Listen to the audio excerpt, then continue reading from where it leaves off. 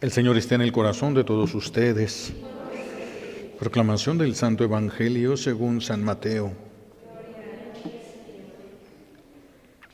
En aquel tiempo, volvió Jesús a hablar en parábolas a los sumos sacerdotes y a los ancianos del pueblo, diciendo: El reino de los cielos es semejante a un rey que preparó un banquete de bodas para su hijo. Mandó a sus criados que llamaran a los invitados, pero estos no quisieron ir. Envió de nuevo a otros criados que les dijeran: Tengo preparado el banquete, hecho matar mis terneras y los otros animales gordos. Todo está listo, vengan a la boda. Pero los invitados no hicieron caso.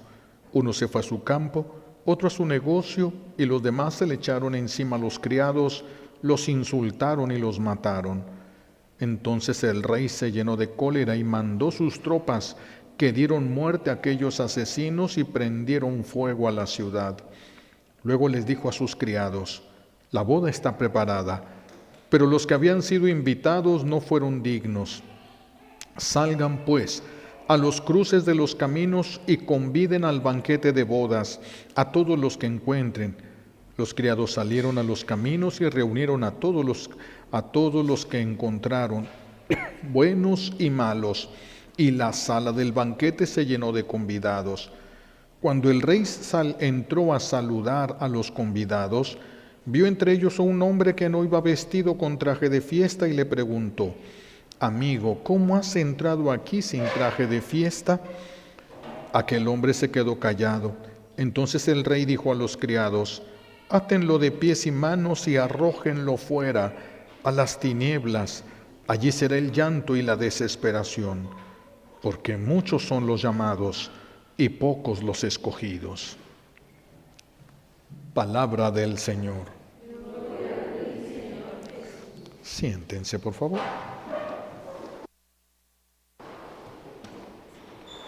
Gracias.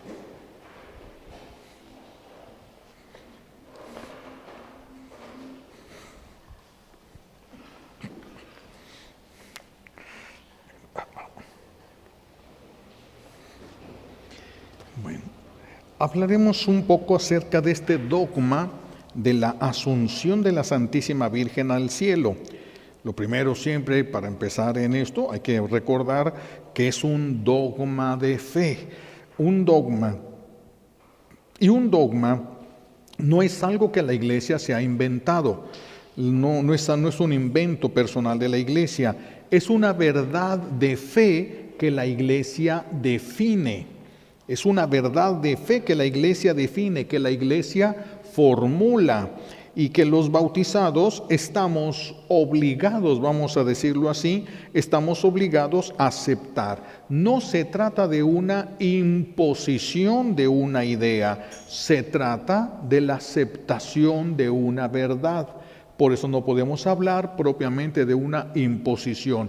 El que no quiera creer en un dogma no puede pertenecer a la Iglesia. Son las verdades reveladas por Dios que la Iglesia solamente define, que la Iglesia enseña. Estos dogmas son verdades firmes. Son verdades firmes. Esto es muy importante en un mundo que estamos viviendo de tantas mentiras, de tantos engaños. Hay tantas cosas que nos dicen que no son, solamente porque a alguien se le ocurre como una estrategia para motivar, como una estrategia para hacer esto, y se generaliza algo que ni siquiera, que no es verdad. Por eso, entre tantas mentiras que uno va descubriendo de lo que nos dijeron desde niños, desde el coco o el señor del costal, todas esas cosas que nos fueron diciendo, que hasta nuestros mismos padres nos llenaron de este tipo de mentiras.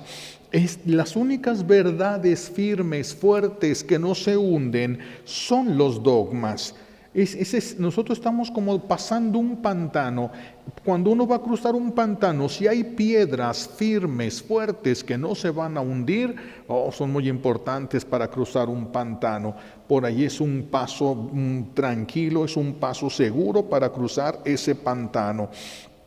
Estos son los dogmas. Por eso, estas verdades reveladas por Dios no pueden cambiar. Cuando se define un dogma, no se puede cambiar. Si los dogmas pudiesen cambiar con el paso del tiempo, los dogmas se pueden profundizar, pero no se pueden cambiar. Repito, si los dogmas pudiesen cambiar con el paso del tiempo, nadie estaría seguro de las verdades entonces, porque hoy se diría esto y a lo mejor mañana se va a decir algo diferente, y si mañana se va a decir algo diferente, pues entonces no tendríamos la seguridad de la verdad. Por eso es que los dogmas son piedras de verdad inmovibles. La asunción de la Santísima Virgen es un dogma. Es una verdad irrefutable, aceptada por todos los fieles desde el inicio de la Iglesia, desde el inicio mismo de la Iglesia. Recuerden que nosotros tenemos tres fuentes para discernir sobre la verdad. Tres fuentes, una de ellas es las Sagradas Escrituras, otra de ellas es el magisterio de la Iglesia y la tercera es la tradición. Lo que siempre se ha escuchado, lo que siempre se ha dicho dentro de las cosas de la fe. Así es de que también tenemos un mandamiento que dice: honrarás a tu padre y a tu madre. Y aquí podríamos hacernos una primera pregunta. ¿Jesús honró a su papá, que no era su padre biológico, José? Sí. ¿Honró a su mamá, que sí era su madre biológica? Sí. Entonces, cuando Jesús nos la entrega como madre, quedamos sujetos al mandamiento. Ahora estamos obligados a honrar a nuestra madre, aquella que nos fue dada como madre. Tenemos una mamá biológica y tenemos a nuestra madre espiritual que nos fue dada directamente por Jesús. Él honró a su mamá y también quiere que nosotros lo hagamos. Hay un salmo, el Salmo 15, que dice: no dejarás que tu fiel experimente la corrupción. Este texto, por supuesto, que se le aplica y siempre se le ha aplicado a Jesús, pero también se le ha aplicado a la que nació sin pecado original. Se le ha aplicado también a nuestra Madre Santísima. Es que en ella, como no cabe la corrupción en ella, porque ella llevó a Jesús en su vientre. Un solo pecado que ella hubiese cometido, Jesús no se hubiera podido encarnar en ella. Entonces, el hecho de que Jesús se haya encarnado es la garantía que nosotros tenemos de esa inmaculada concepción, porque si hubiese heredado el pecado original, ella no hubiera podido recibir a Jesús en su vientre. Por lo tanto, cuando Jesús viene a ella, significa que no heredó el pecado original y que no cometió ningún pecado personal, porque Jesús no hubiera podido bajar a su vientre. Ni heredó ni cometió. Si no cometió ningún pecado, y eso lo certifica el ángel San Gabriel, que le dice: llena eres de gracia. Y todavía Jesús no estaba en su vientre, todavía el Espíritu Santo no se había derramado sobre ella. Entonces sabemos que ni antes cometió pecado, ni después, menos después. Si antes no lo hizo, no cometió el pecado, pues menos necesidad iba a tener después. La muerte, recuerden que es consecuencia del pecado. Por lo tanto, ella no estaría sujeta a la obligación, vamos a decirlo así, de morir, a la consecuencia del pecado, que es la muerte. Ella no estaría obligada. Por eso se dice que ella no experimentó la muerte. Desde el principio de la Iglesia se habla de un misterio, y se dice el misterio de la dormición, porque antes del pecado no existía la muerte. No iba a morir Adán y Eva, iban a quedar dormidos y dentro de ese último sueño iban a pasar a la presencia de Dios. Ese era el plan de Dios. El pecado, por el pecado es que entra la muerte, pero ella no cometió pecado. por lo tanto ella no queda sujeta a la muerte, no era una obligación en ella morir. Y por eso desde el principio de la Iglesia se habla del misterio de la dormición.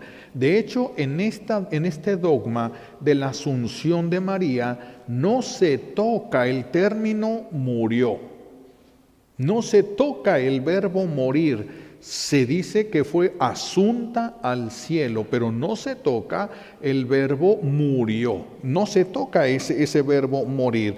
Pero sí se habla en el principio de la Iglesia, repito, del misterio de la dormición, que todavía se sigue dando, sobre todo en las homilías, ¿verdad? Se da mucho ese misterio de la dormición todavía. Por eso es que de la Iglesia, en la Iglesia jamás ustedes van a escuchar de reliquias de primer grado de la Santísima Virgen. ¿Por qué no hay reliquias del primer grado de la Santísima Virgen? Porque no murió, porque no se quedó en una tumba. Entonces no puede haber reliquias de primer grado de la Santísima Virgen. Hay reliquias de Jesús de la Pasión, pero Él resucitó. Entonces no podríamos encontrar pedazos de un hueso, de alguna parte del cuerpo que hubiesen sobrevivido y hubiesen quedado. No puede haber. Las personas los hubieran rescatado. Se rescató la cruz, se rescató la corona de espinas. Que no se hubieran rescatado los huesos de Jesús y de María sería lo primerísimo que hubiesen buscado. Pero no, ¿por qué? Porque resucitó Jesús y se fue al cielo en cuerpo y alma, y porque María se habla de que queda dormida, la dormición de nuestra Madre Santísima. Hay una diferencia entre la ascensión de Jesús y la asunción de María. Ascensión es cuando Jesús sube por su propio poder. María no es Dios. María es llevada por los ángeles, es asunta, es llevada por los ángeles al cielo. Por eso hay una diferencia entre ascensión y asunción. Y por eso cuando se ponen como nombres, si es hombre se le va a llamar ascensión y si es mujer se le pone asunción. Hace referencia a esto, a este dogma de María que sube al cielo en cuerpo y alma, pero es llevada por los ángeles, no sube por su propio poder. Esa es la gran diferencia. Por eso aquí no hay ningún riesgo de caer en una idolatría. No hay ningún riesgo de la veneración en esto, ni es un riesgo este dogma, porque al contrario, este dogma nos clarifica que María no es Dios y que Jesús sí lo es, y sí lo es. Entonces, nuestra Madre Santísima, podríamos decir que ella va a profetizar las bienaventuranzas, las bienaventuranzas de las que va a hablar su Hijo en aquel monte que tuve yo, gracias a Dios, la posibilidad de conocer, el famoso monte de las bienaventuranzas. Es un lugar único en el mundo que tiene un efecto especial por las características que tiene el lugar, la cercanía del mar, la inclinación que tiene. Cuando se habla, como si se tuviese un altavoz, se proyecta la voz de una manera muy fuerte, muy fuerte. Por eso cuando uno está en estos lugares y lo conoce, entiende uno por qué Jesús pudo hablarle a tantísima gente. Pudo hablarle. En este lugar fue por esa razón el monte de las bienaventuranzas, que todavía hay un hotel ahí muy bonito, y uno puede estar ahí un día, pasa uno cuando van esos tours a estos lugares. Así de que María no solamente va a hablar, no va a profetizar las bienaventuranzas de las que va a hablar su Hijo, no solo las va a mencionar, da testimonio ella de las bienaventuranzas. En ella se van cumpliendo esas bienaventuranzas, en ella las grandezas y los logros del mundo de nada sirven. Eso es el testimonio que nos da. Todo logro delante de Dios es insignificante. insignificante. Cuando nosotros le escuchamos ese cántico preciosísimo que le hemos llamado el Magnificat o Magnificat, esta oración, ella declara que la grandeza con que nuestro buen Dios la envuelve no viene de sus méritos ni viene de sus obras. Ella es grande porque se hizo pequeña. No es por sus méritos. Ella dice, el Señor puso en mi pequeñez su mirada. No dijo en mis méritos, no dijo en mi santidad, no dijo en mis obras, no. Puso su mirada en mi pequeñez. Esto es lo que nos enseña y es lo que Jesús va a hablar después en las bienaventuranzas. En las bienaventuranzas, María, en ella puso Dios su mirada por la humildad, lo cual quiere decir que la humildad jala la mirada de Dios. Una persona humilde atrae la mirada de Dios. Es que la humildad es algo que viene de Dios. Y cuando la humildad brilla en una persona, está brillando algo que es de Dios. Está brillando algo que es de Dios. Entonces, por eso es que ella lo va clarificando en esta preciosísima oración que hace, que le hemos llamado Magnífica. El Señor puso su mirada en aquella que sabía que necesitaba de Dios. Fíjense qué hermoso. En aquella que sabía que necesitaba de Dios, que sabía que Dios es todo y que la criatura somos nada. En ella Dios ha puesto su mirada. Ella nos quiere hacer ver que Dios entonces escogió a la más pequeña para realizar la obra más grande. Allí es donde nos muestra ella el valor de la humildad. Dios escoge lo más pequeño para realizar sus obras más grandes. En México, ¿a quién escogió para la visita de María? ¿Quién fue el embajador? No el obispo Zumárraga, no uno de los sacerdotes de ese tiempo, no uno de los grandes del pueblo, solamente fue Juan Diego, un pequeño indio que no tenía mucho estatus en esa sociedad. A través de los más pequeños, y él mismo lo va a reconocer, envía otro. Yo soy de los que tienen que ser llevados, yo soy el último en la fila, yo soy el que se pisa para subir. Háblale a otro, a uno de los grandes. Yo ni siquiera soy de los que andan metiéndose allá donde está el obispo. No son mis rumbos, le dice Juan Diego. Esa es la humildad de la que Dios puso su mirada también. Y por eso le va a decir la Virgen: has de saber, hijo mío, que tengo muchos servidores.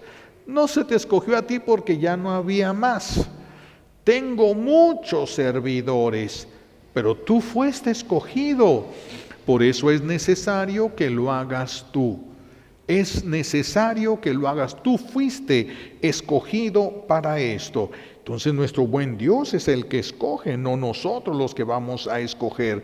Es del Señor, y mientras mayor sea la humildad de la persona, más grande va a ser la obra que el Señor le encomiende a esa persona.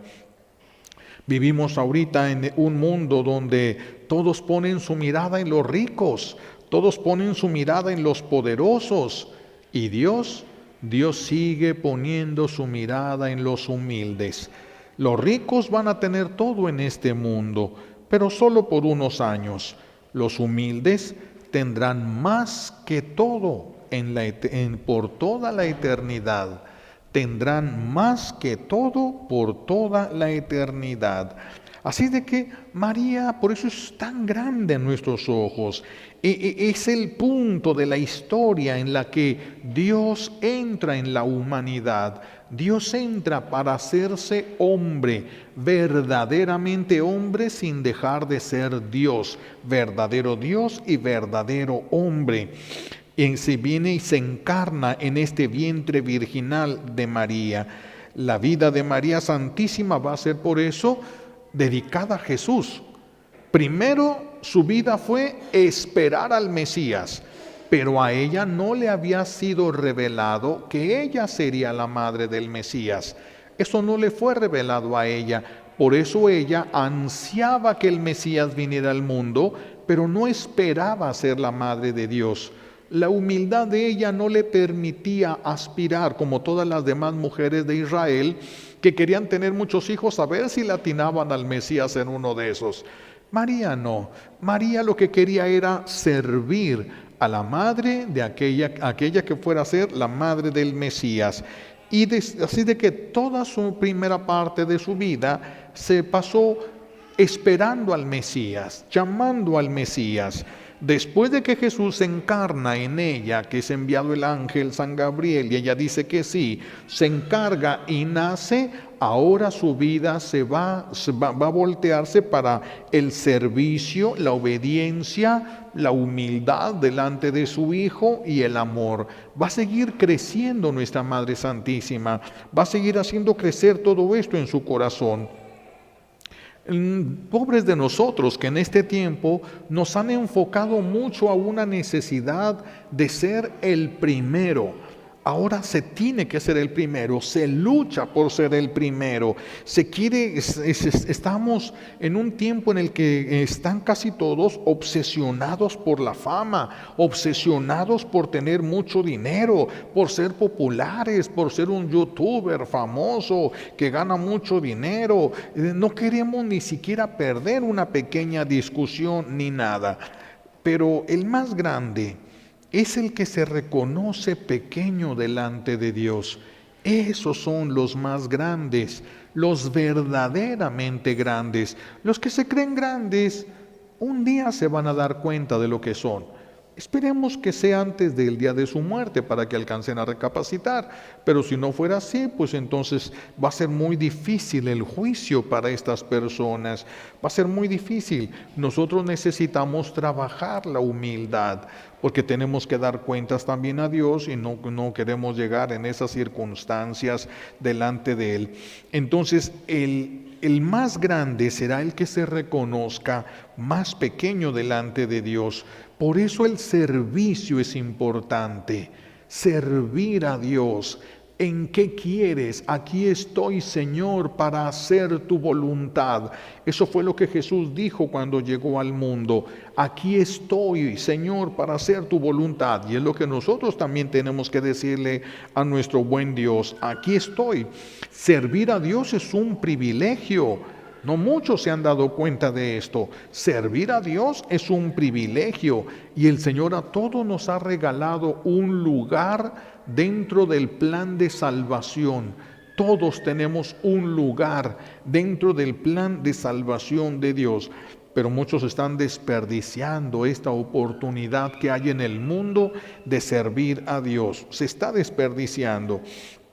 Por eso es tan importante que nosotros pidamos la intercesión de la Santísima Virgen, que ella pida, que ella interceda por nosotros, que nos alcance la gracia de tener un corazón de hijos dóciles a Dios, un corazón de hijos, pero de hijos dóciles, no de hijos rebeldes a Dios, hijos dóciles, hijos obedientes a Dios, que quieran corresponder al amor de Dios. Querer corresponder al amor de Dios significa que ya se descubrió la persona amada por Dios. Ahora ya solamente correspondemos. Siempre Dios nos amó primero. ¿Sí? Nadie podría decir, yo amé a Dios primero y luego me amó Él. No, Él nos amó antes de que existiera el universo. Él ya nos había pensado, deseado y ya había decidido que nacíamos nosotros y aquí estamos. Él nos amó primero, nosotros correspondemos nada más al amor de Dios, correspondemos al amor de Dios. Por eso le tenemos que pedir a ella que interceda, nos alcance la gracia de tener un corazón de hijos dóciles, obedientes, dispuestos a corresponder al amor de Dios. Este cambio de corazón que Dios ha prometido, este cambio de corazón, ya ven que Él dijo, les daré un corazón nuevo, arrancaré su corazón de piedra y les daré un corazón de carne. Este cambio de corazón puede ser de diferentes formas, puede ser de una manera inmediata.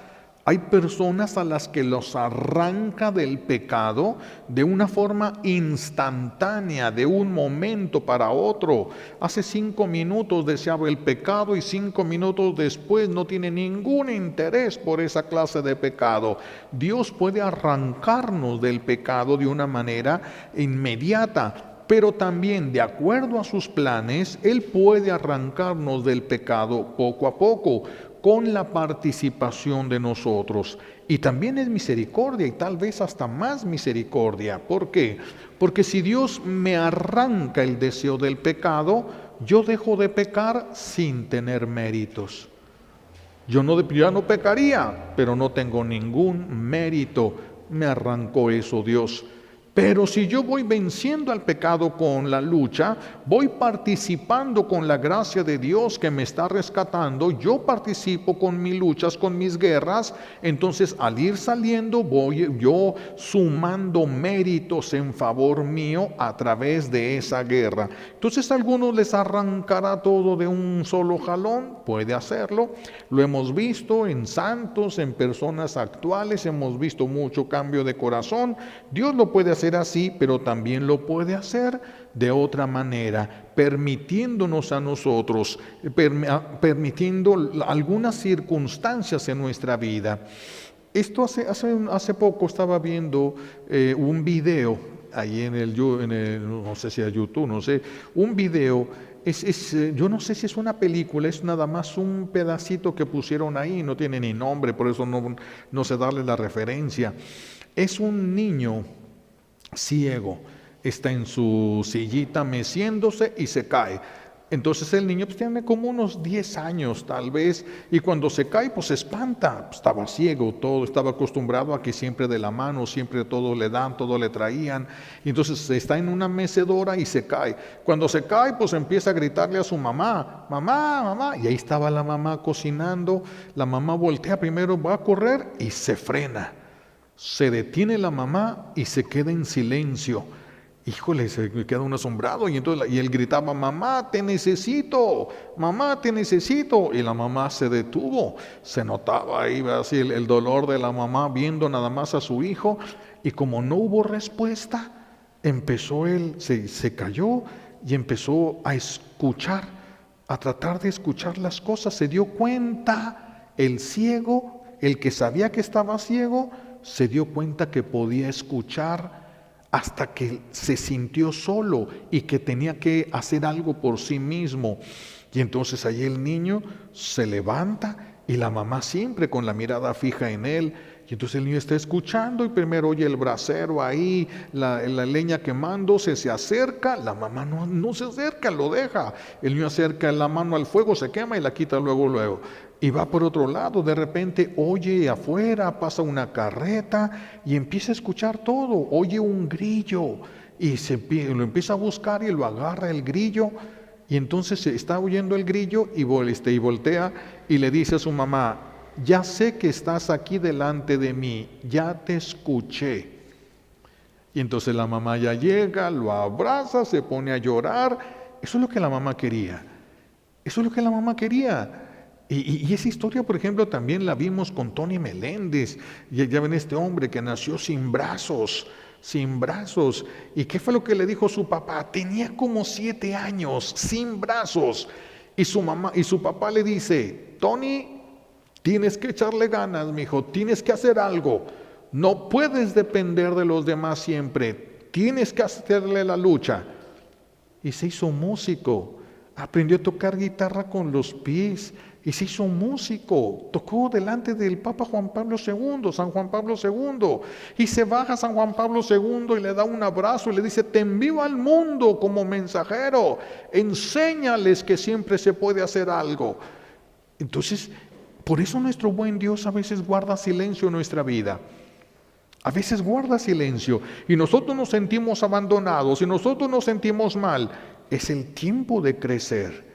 Es el tiempo de confiar, es el tiempo en que se pone a prueba lo que sabemos y lo que hacemos. Entonces, esos silencios de Dios también son en favor de nosotros, aunque se sienten horrible, porque se siente el olvido de Dios, como una especie de desprecio de Dios, se siente terrible. Sin embargo, el Señor lo que permite siempre va a ser para nuestro bien.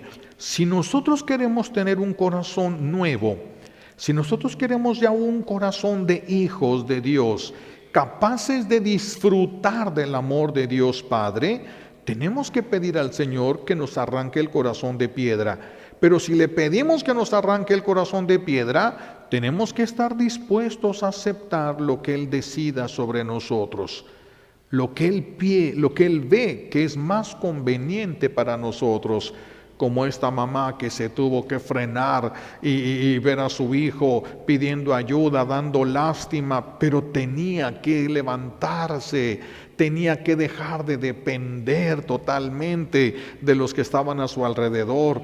Entonces tuvo que vencerse a sí misma. ¿Cuántas veces nuestro buen Dios va a hacer eso en favor de nosotros? Le va a doler nuestro dolor. Le va a doler nuestro dolor. Sin embargo, el Señor va a estar así, invitándonos, llamándonos, a veces en silencio, igual que esta mamá, a veces como el papá de Tony Meléndez, diciéndonos, échale ganas, tienes que echarle ganas. O sea, ¿por qué? Porque Dios hace lo que nosotros no podemos, pero lo que sí podemos lo tenemos que hacer. Dios no es papi, Dios es Padre. Y como Padre quiere vernos crecer, quiere vernos madurar, quiere vernos bien. Y para eso no sabemos lo que va a tener que permitir. Por eso es que tenemos que tomarnos fuertemente de las manos de aquella que es nuestra madre, aquella que nos fue dada como nuestra madre. Por eso voy a estar tocando también todo esto de esta santa de la que les estaba hablando. Es una santa española. Ella, porque a ella se le va a entregar, la Santísima Virgen le va a entregar una imagen de ella que va a ser la Virgen del Olvido. A mí se me hizo muy curioso cuando vi eso, la Virgen del Olvido.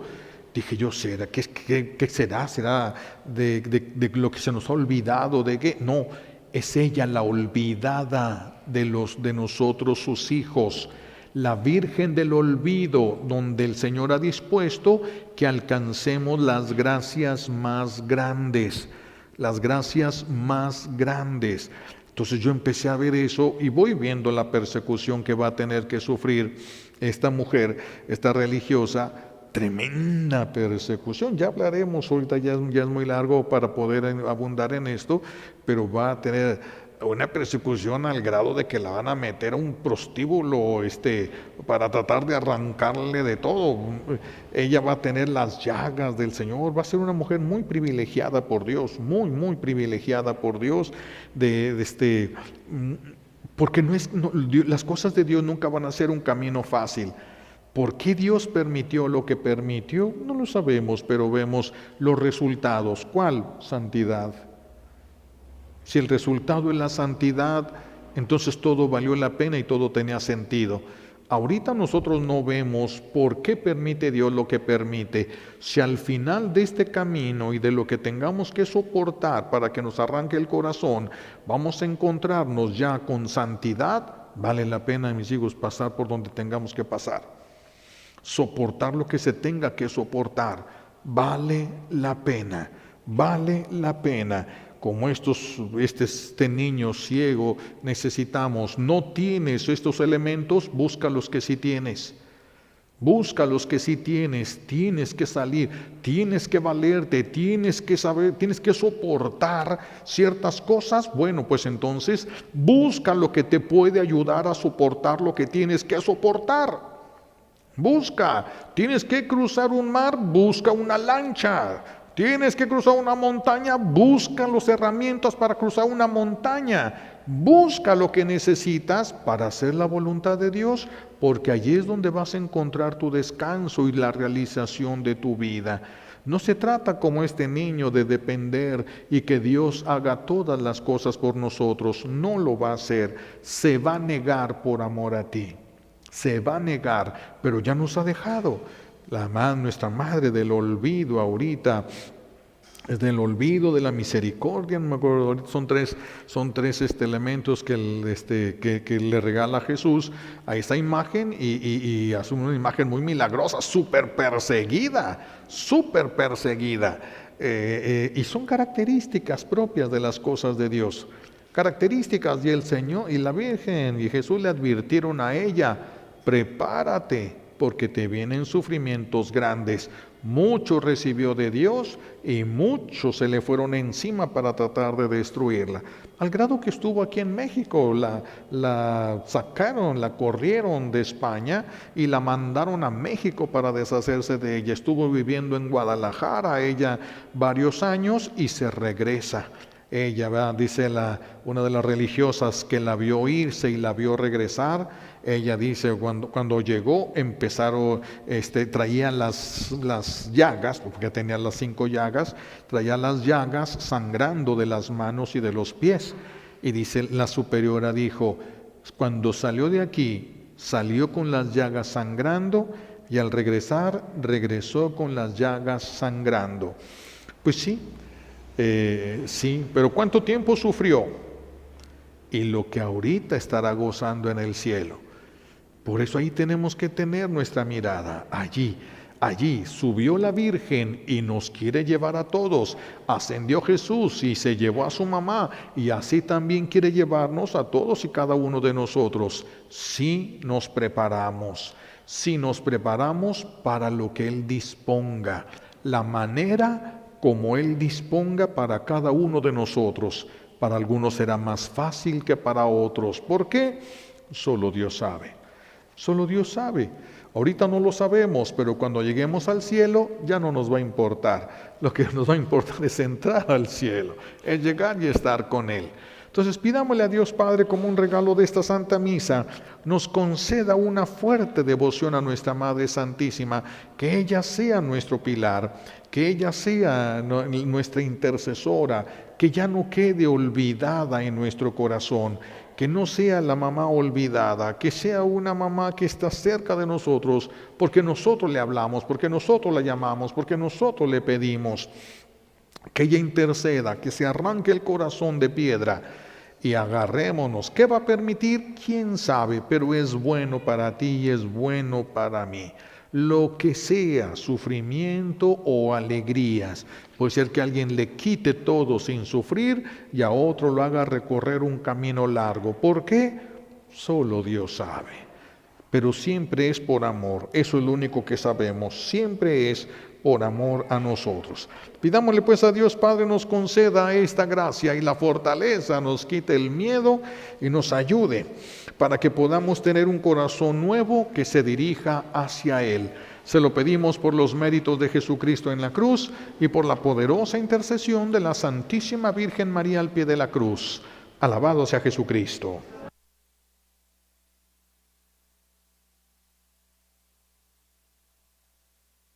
Vamos a pasar